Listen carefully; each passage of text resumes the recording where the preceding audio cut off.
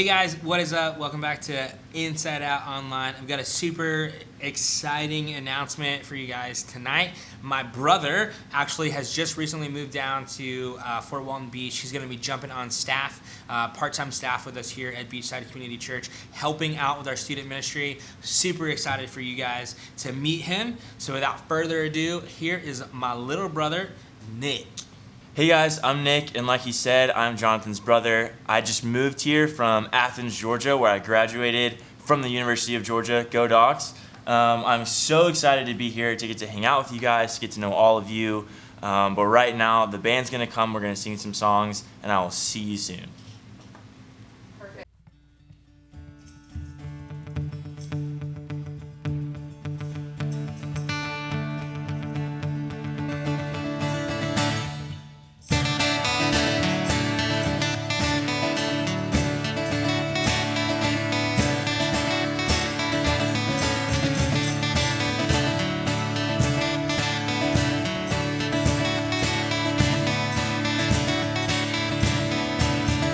You make the darkness run and hide. You bring the broken back to life.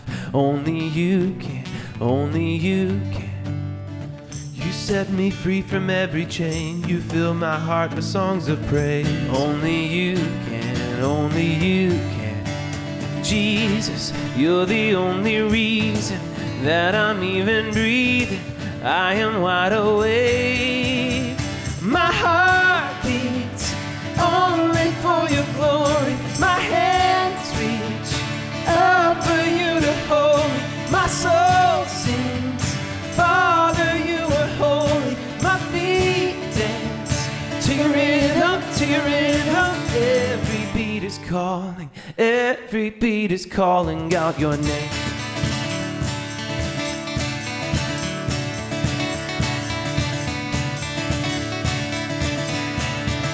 You left the glory of your throne to bring this runaway back home.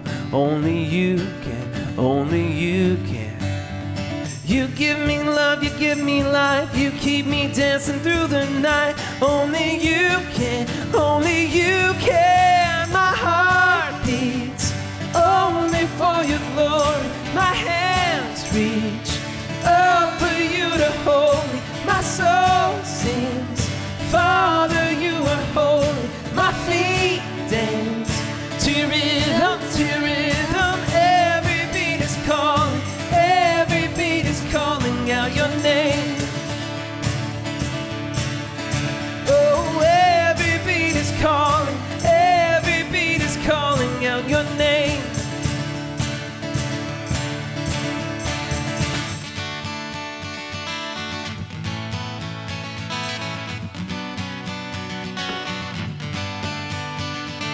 Jesus, you're the only reason that I'm even seen. I am wide awake. You move me, your freedom is consuming. I feel it rushing through me. I'll never be the same. My heart beats only for your glory. My hands reach up for you to hold me. My soul sings, Father, you are holy. My feet dance to your rhythm, to your rhythm. Every beat is calling, every beat is calling out your name. Oh, every beat is calling, every beat is calling out your name. Every beat is calling, every beat is calling out your name.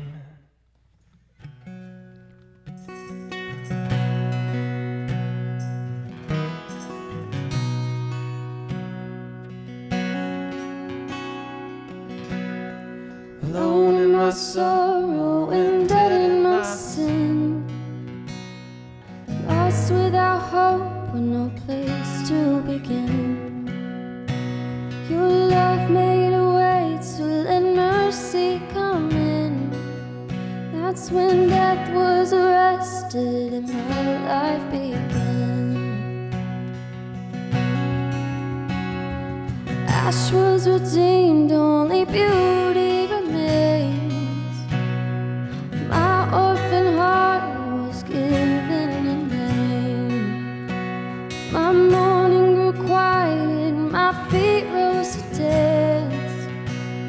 that's when death was arrested and my life began. Oh, your grace so free washes over me. You have made us new, now life begins with you. It's your endless love pouring down on us. You have made us new, now life begins with you. Released from my chains, I'm a prisoner no more. My shame was a ransom he faithfully bore. He canceled my debt and he called me his friend. When death was arrested and my life began. Oh, your grace so free washes over me. You have made us new, now life begins with you. It's a endless love pouring down on us. You have made us new, now life begins with you.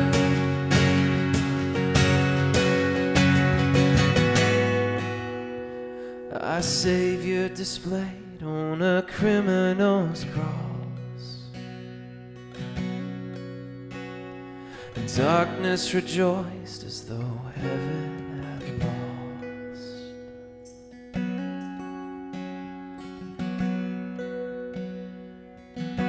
As though heaven had lost.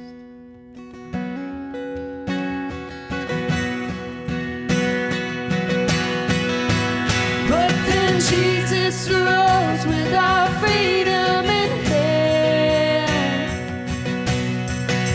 And that's when death was arrested and my life began. Oh, your grace so free washes over me. You have made us new, now life begins with you. It's a endless love pouring down on us. You have made us new, now life begins with you. Oh, we're free, free, forever we're free. Come join the song of all the redeemed. Yes, we're free, free, forever, amen. That's when death was arrested and my life began. Oh, we're free, free, forever we're free.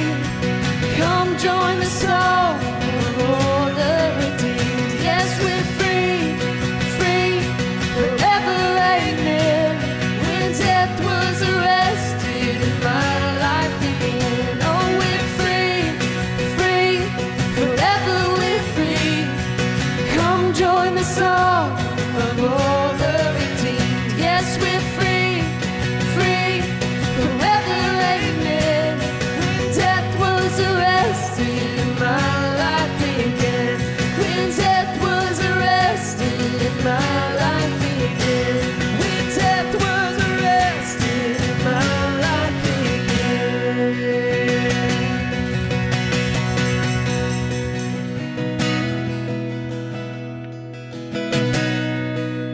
God, we just thank you so much that you offer us life and life abundantly, life to the fullest. I just pray that you would help us to believe that you have what's best in store for us. You have a great plan, a great purpose for our life. Help us to trust you tonight. It's in Jesus' name we pray. Amen.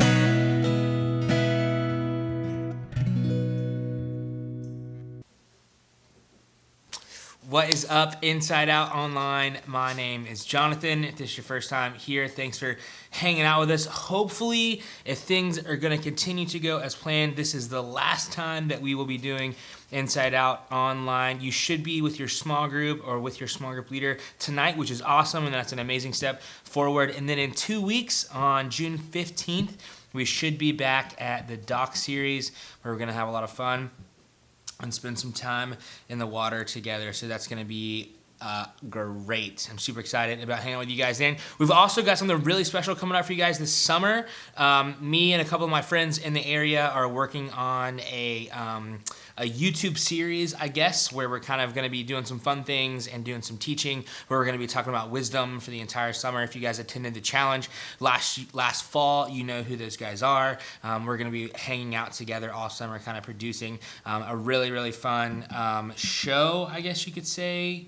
Variety show, Saturday Night Live sketch, dudes being idiots, whatever you want to call it. It's going to be a lot of fun. It's going to premiere on Sundays. We're looking forward to hanging out with you guys doing that as well. Well, hey, we are in part 1 of a brand new series tonight where we're going to start talking about what does it look like for us to be wise humans in the world around us. The world is absolutely crazy right now, and because of the pandemic, there's all kinds of riots and protests and just absolute just a terrible display of racism in our culture. It's happening right now. And if we're going to be a people, we've got to be a people that are wise. We act prudently and shrewdly in the world. And so we're going to talk about what that looks like for the rest of the summer, just trying to figure out what does it look like for us to be wise and to be a generation that's wise in the future. Well, a couple years ago, I was living in Colorado, and I lived right at the base of this mountain called Blodgett Peak in Colorado. And every day I would drive home from work and I would see it.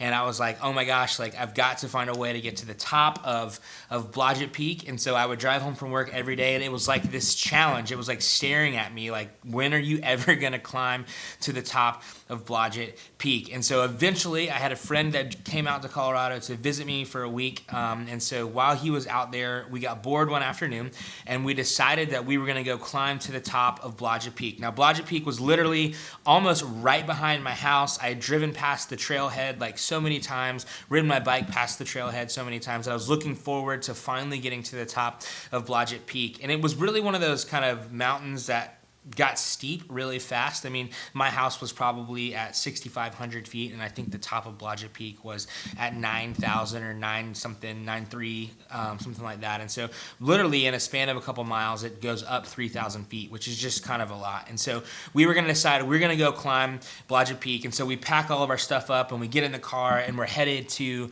the trailhead. And like I said, I had driven past it multiple times. So I was like, I've got this, everything's going to be fine. We're going to get to the top of Blodgett and it's going to be sweet.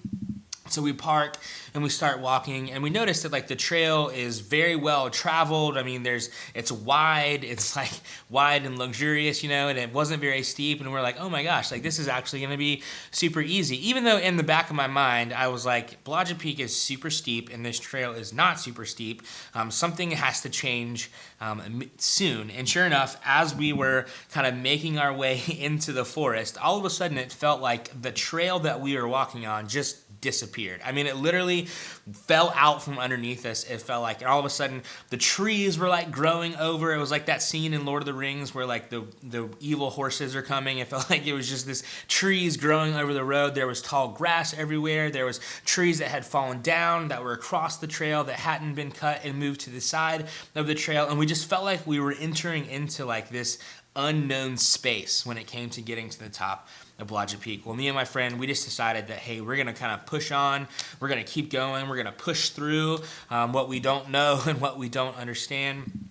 And we ended up getting to this one point where there was no real discernible trail, but it looked like that there had been people in the past had to walk through this particular part of the woods. And it looked like there was actually 2 different trails going in different directions to try to get to the top of Blodgett Peak. Again, they weren't very discernible, but it seemed like there was a way that people had gone.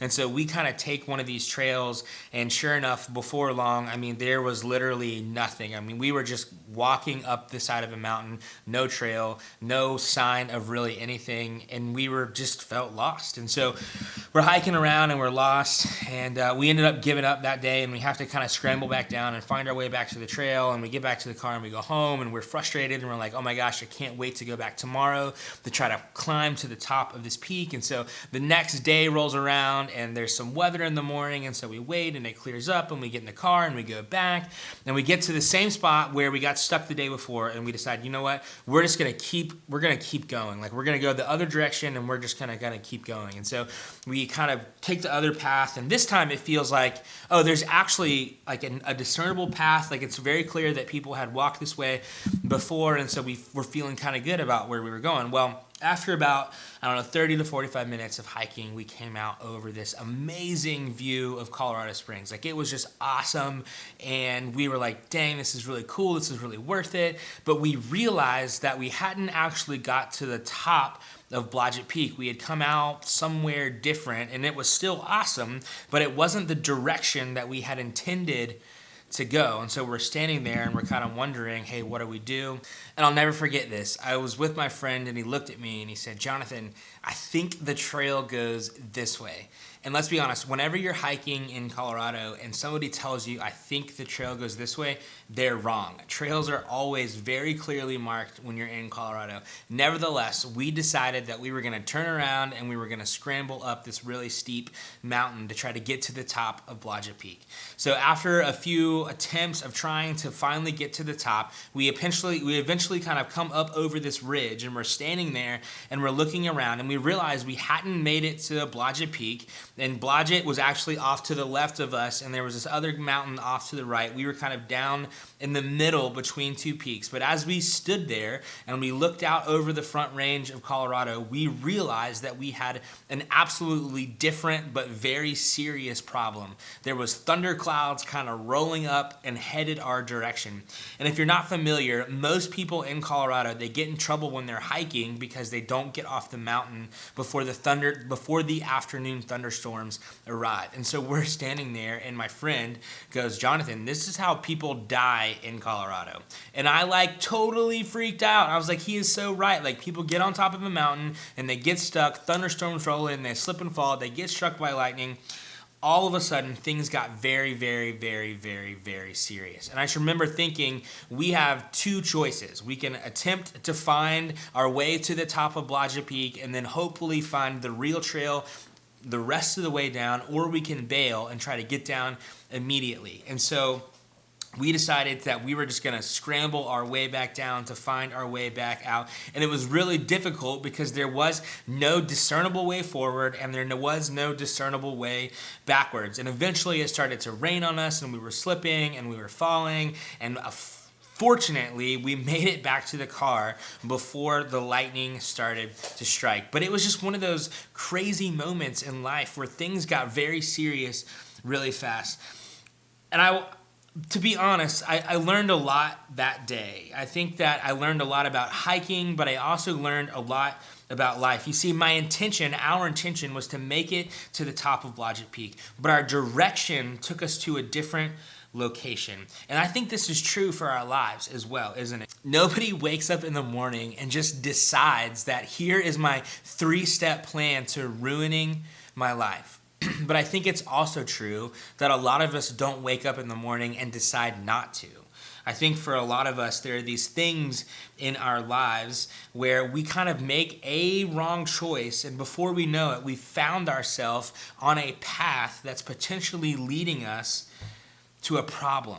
It's potentially leading us to a place that we don't want to go to. It could be something as simple as staring at that person on Instagram for a little bit too long, or walking past that person's desk too often, or showing up at the party where you know that there's going to be something there, or kind of choosing to cut corners at work, or to not tell somebody the whole truth about where you're going, or actually kind of lying about the situation that you're in, the places that you've been, or even the people that you've spent time with. You see, none of these things in and of themselves are all that terrible, but when you're completely honest with yourself, it's really the direction of our lives. And before we know it, before we have thought too much about it, we've started down a path that's eventually going to lead us to a destination that we don't want to be a part of.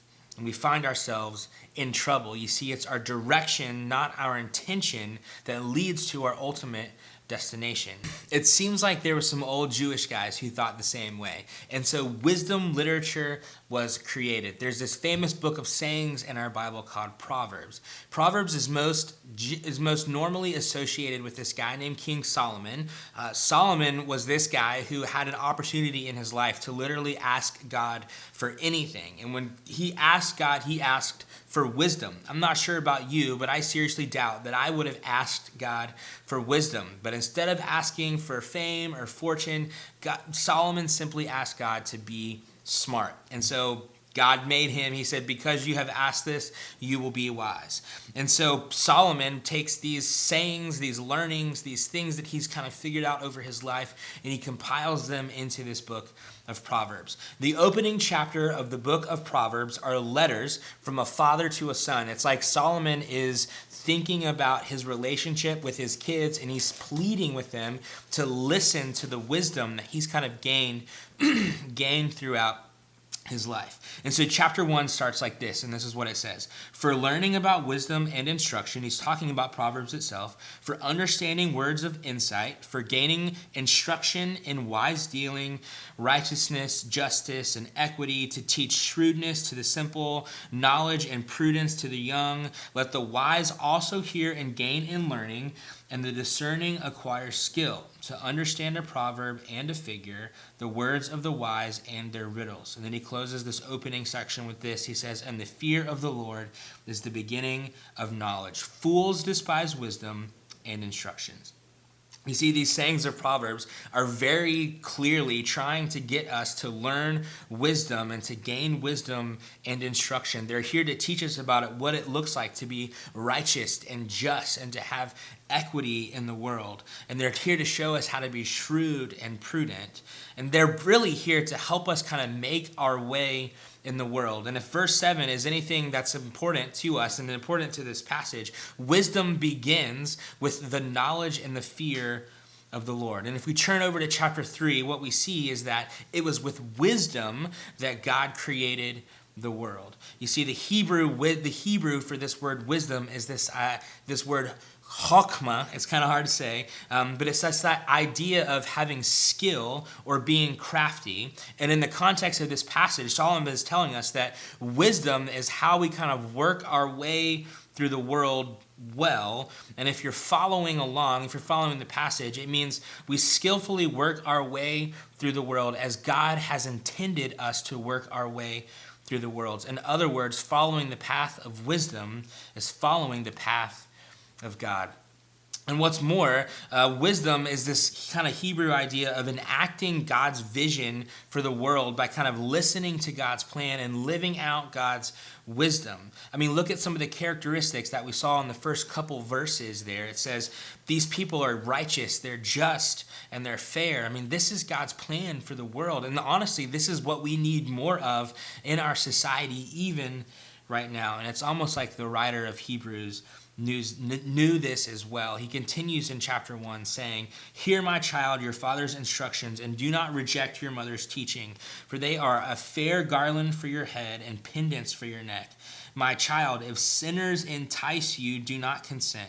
If they say, come with us, let us lie in wait for blood, let us wantonly ambush the innocent, like Sheol, let us swallow them alive and whole, like those who have gone down to the pit. We shall find all kinds of costly things, and we shall fill our houses with riches. Throw in your lot among us, and we will all have one purse. My child, do not walk in their way. Keep your foot from their paths. For their feet run to evil, and they hurry to shed blood. For in vain is the net baited while the bird is looking on. Yet they lie in wait to kill themselves and set an ambush for their own lives. Such is the end of all who are greedy for gain. It takes away the life of its possessors. You see, there appears to be two paths kind of set before us. One is the path of wisdom, that's the follow of the creator of the universe, and the other is kind of this path to kind of fall into the path of sinners. And if this thing is telling us anything, it's that one path leads to life, and the other path leads to ruin. I mean, verses 18 and 19 tell us that the only people who are truly hurting when we choose the path of not wisdom is we are actually hurting ourselves. We lie and wait to ambush and kill ourselves. Put simply, choosing the wrong path leads to destruction of who we are. I mean, we all know this person, don't we? See, they set out on a path, and now you wonder, who are you? How did you become this way? Why are you like this? They've chosen to follow a certain group of people. They've chosen to date a certain type of person. They've chosen to stop doing something and start doing something else. And you've kind of watched as they've headed down this path that eventually leads them to a place where they're just not who they used to be. But in contrast, in verse 20, Proverbs tells us that wisdom is like a woman who stands on the street corner and offers wisdom to all who would simply listen. You see, wisdom is available to all of us if we would just take the time to seek it out. Going back to my story earlier, a few weeks later, I had a friend who came back out to Colorado to visit, and I just knew that while he was there, we were going to find our way to Blodgett Peak. And so I told him we were going to get there. And so between the time that I said that and the time that he arrived, I decided that I was going to, rather than guess my way to the top of Blodgett Peak, I was going to study and I was going to learn and I was going to Google and I was going to read trail reviews and I was going to look at pictures and I was going to read comments from other people about where the trail goes and how to find it and make sure that you don't get lost along the way. And after weeks and hours of kind of studying my way to the top of Blodgett Peak, we finally made it there. And it was actually fairly simple to do once I knew what I was looking for. And I think this is a picture of our life. You see, before us, even today, there's two choices. I think one of them ultimately leads to destruction and can lead to ruin. It can lead to us being in a place of danger. But one of those other paths is the path to wisdom. It's a path of following God. It's a path of seeking out God's plan for the world. And when we take the time to intentionally set our feet on the path of God's wisdom, we eventually will find ourselves at the desired outcome. We will find ourselves in a world that's full of peace and truth and love and joy and equity and righteousness and justice.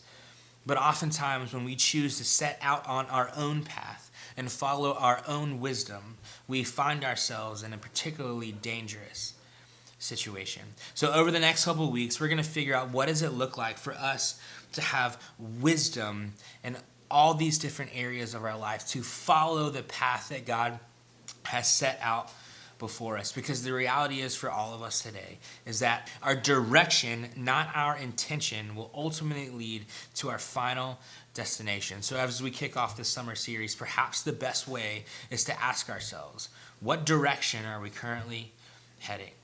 Thanks for listening. We'll see you guys soon. Let me pray. God, thank you for today, and thank you for this opportunity to be together. God, I pray that you would give us the wisdom to even reflect on our own lives and to ask ourselves, what direction are we currently heading? God, I pray that you would give us the courage to seek out good wisdom, to seek out your wisdom, to set our feet on your path and not a path that will eventually lead to our ruin. God, we love you and we need you for it. And it's in the strong name of Jesus that we pray. Amen.